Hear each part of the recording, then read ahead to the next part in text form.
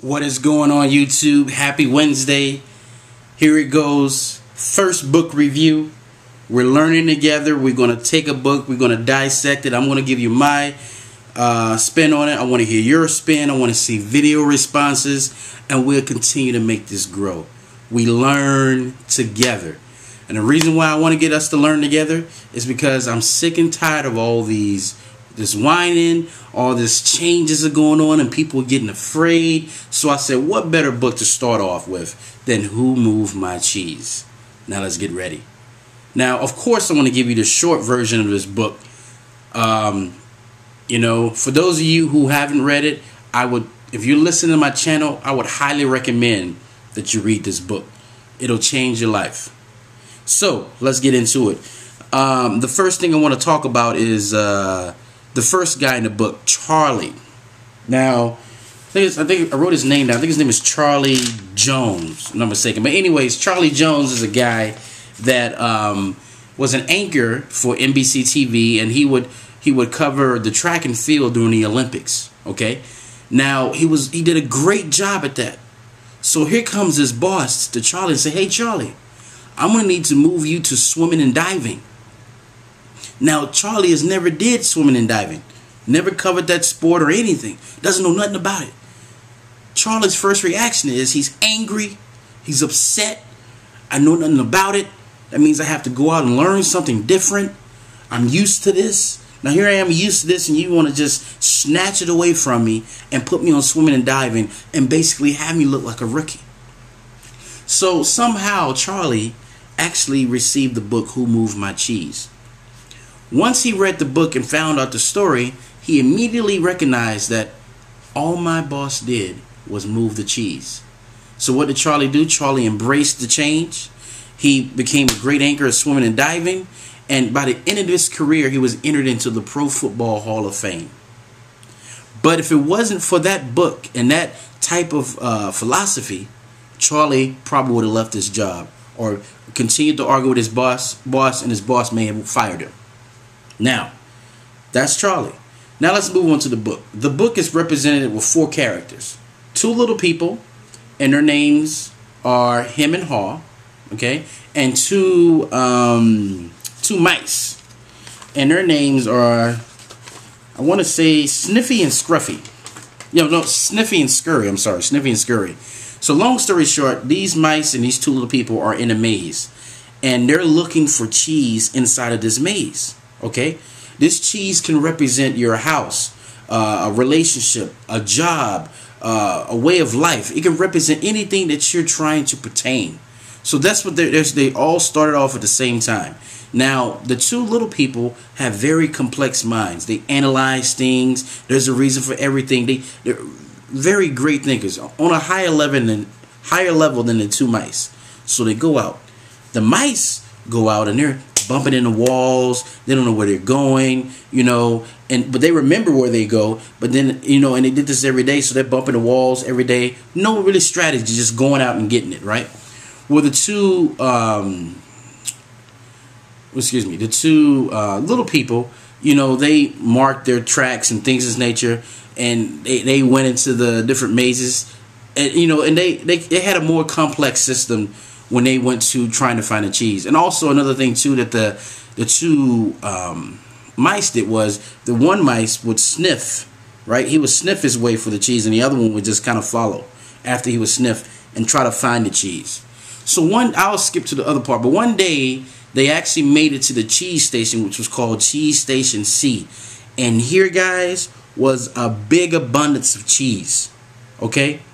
Now, when the 2 mice looked at this, right? They looked at it as like, okay, this cheese is here and it's great, but this cheese may not always last. But when the 2 little people came to it, it was like, oh my gosh, heaven. We have found the cheese that we want. We relax. Now, keep in mind, when these guys started, they would have sneakers on that they would use to go through the maze. Now, when they would go to this cheese every day, okay? Now, when the next day after they found the cheese, when the mice came, they had their sneakers still on, right? And they're staring at the cheese. But they're thinking in their mind that, hey, if this cheese is gone, we're still going to have to go out and seek more. But now the two mice, excuse me, I get them mixed up. The two little people, they get comfortable. They turn this into a social event. They're inviting their friends, come look at our cheese. They're relaxing. It comes to the point where they actually stop bringing their sneakers because they say, hey, this is going to last forever. So they do this constantly, day after day after day, until one day they go to this cheese station C, and guess what? There's no cheese. The cheese is gone. So that day, the mice made it there before him and Haw. And it was like, well, there's no cheese here. Remember, no analyzation, no thinking, no conspiracies or anything like that. I guess we got to go out and search for more cheese. Just as simple as that. Now, how do you think him and Haw, the little people, the more brilliant than the mice, how do you think they handled the situation? When they arrived to Cheese Station C, the first thing they said was, what is going on? Where's the cheese? Who took it? We're entitled to this cheese. This is our cheese. What is going on? Now, meanwhile, the mice are gone. They're looking for other cheese. So they're mad. But one of those little people was like, well, why are we entitled? Because we're little people. That's why we're entitled to the cheese. So they come day after day after day, still arguing. Then one of the little people said, hey, look, where are the mice? And the other guy who was him was like, don't worry about the mice. They're simple beings. What we need to do is worry about who stole this cheese. Okay? So finally, day after day, the Haw, who was one of the little people, said, look, I'm afraid. I don't know what's ahead of me, whatever, but I know if I stay here, nothing's going to happen. I have to go out and search for the cheese. So he begged him, are you coming with me? And him was like, no, I don't like change. I'm going to get to the bottom of this. I'm going to find out. I'm not going into the unknown. I'm too old for change. So Haw left. He leaves. Everywhere, every step he takes, a couple steps he takes, he learns a lesson. And he'll write it on the wall. And he's writing on the wall in hopes that him, who leaves the station, will learn something. Will follow him and learn these lessons along the way. So, long story short, the little person, Haw, makes it to where the mice are, where there's a bigger abundance of cheese. Now they're sitting there, they're getting comfortable. They're not getting comfortable, but they're eating the cheese. Everybody has their sneakers on. Why? Because that cheese may not always last. In case it does not last, we need to go out and seek more. Now, what I'm trying to say with this story is this, guys. Your job is a representation of that cheese. When you get your job, you put your pictures up, right? Your family's here, somewhere like that. If I came into your desk, right? Let's say you came into your job the next day and I'm sitting at your desk. The first thing you say, hey, buddy, get out of my desk. Get out of my area. This is my desk. This is my cheese. You see what I'm getting with that? Nothing in the world belongs to you. We all would die. People would die. People will be born. Constant change all the time. But my question is to you, whoever gave the memo that change was bad? Whoever gave the memo? There are some of you who are 50 years old right now who have lost your job and afraid to go to school because you think what somebody else may think of you to retrain in another subject. I've worked that field all my life. But you're afraid of the change, so how are you going to bring better? You have to let go of the old in order to accept the new. Now notice in the story with the mice, the mice, they didn't analyze anything. They didn't think they were entitled to nothing. In their mind the whole time they're thinking, look, this cheese is not going to last. So we're going to keep our sneakers on just in case. So those of you who are complaining about the jobs and things of this nature right now, wear your sneakers. You're in your slippers right now. You're comfortable. You were comfortable. You're analyzing. You're frustrated just like him and Haw in the book.